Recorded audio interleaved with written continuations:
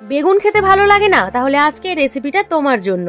বেগুনটাকে চাকা চাকা করে কেটে নেব, পেঁয়াজ আর টমাটাও তার সঙ্গে কুচি করে নেব।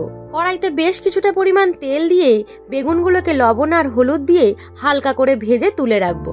কড়াইতে আরো একটু তেল দিয়ে ফোড়নে দেব কালো জিরে, শুকনো লঙ্কা আর তেজপাতা।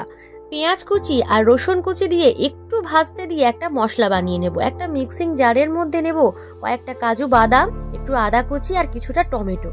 ভালো করে একটা পেস্ট বানিয়ে নেব। পেঁয়াজ কুচির ওপর নুন, হলুদ, লঙ্কার গুঁড়ো, চিনি আর করে রাখা মশলাটা দিয়ে ভালো করে কষিয়ে নেব।